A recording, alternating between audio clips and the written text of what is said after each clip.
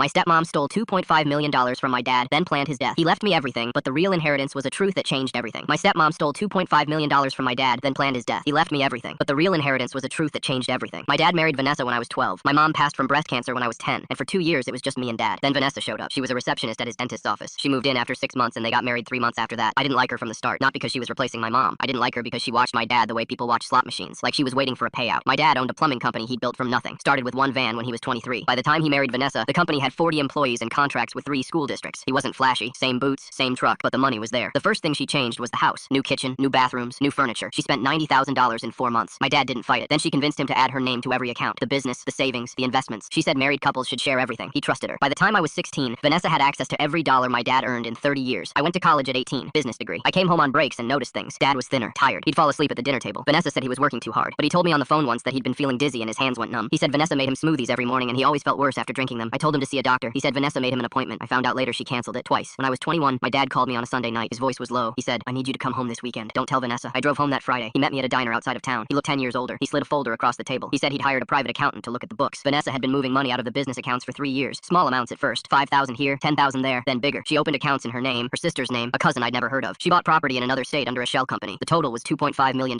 My dad sat across from me and said, "I was so stupid." I told him he wasn't stupid. He was trusting. There's a difference. Then he told me the rest. He said he'd been getting sicker and sicker and he didn't think it was natural. He said he started pouring out the smoothies when she wasn't looking and within a week he felt better. He took a sample of the powder she was mixing into them to a lab. It came back with a chemical compound that causes organ damage over long exposure. She was poisoning him, slowly, quietly, waiting for it to look like his body just gave out. My dad had already talked to his attorney. He'd changed his will without Vanessa knowing. Everything went to me. The house, the company, the remaining accounts she hadn't drained. He also filed a report with the police, but he told me he didn't want to move on anything until he had enough to make sure she couldn't wiggle out. He said, "If something happens to me before this is finished, the folder has everything. Names, account numbers, transfers, the lab results. Take it to the attorney." That was the last real conversation I had with my dad. He died 11 days later. The hospital said it was cardiac arrest. He was 54. I didn't cry at the funeral. I couldn't. Vanessa stood at the front of the church in a black dress, dabbing her eyes with a tissue. And all I could see was a woman who killed my father for money and was performing grief in front of people who believed her. She hugged me after the service and whispered, "Your dad loved us both. Don't forget that." I said nothing. 2 days later, I sat in the attorney's office. The will was read. Everything went to me. Vanessa's face went blank, then red. Then she started screaming. She said the will was forged. She said my dad would never cut her out. She said I manipulated a sick old man. He was 54. She called him an old man. The attorney handed her a letter my dad wrote. In it, he named every account she drained, every transfer she made, every lie she told. He wrote it in his own handwriting, dated and notarized. The last line said, "I loved you, Vanessa, and you used that to destroy me. I hope my son gets justice where I couldn't." I took the folder to the police that afternoon. Vanessa was arrested. 4 months later, the investigation confirmed everything. The stolen funds, the fake accounts, the poisoning. Her sister flipped on her for a reduced charge. Vanessa went to trial and tried to play the grieving widow. Nobody bought it. She's serving 18 years. I run my dad's company now. I kept his name on the building. I kept his desk exactly the way he left it. Every morning I walk past it and I think about that Sunday night at the diner when he slid a folder across the table and trusted me to finish what he started. The money she stole is mostly gone. We recovered about $600,000. The rest disappeared into accounts emptied before the freeze went through. But the real inheritance wasn't money. It was that folder. It was my dad, sick and scared, still fighting to protect everything he built. For me, that's the truth that changed everything.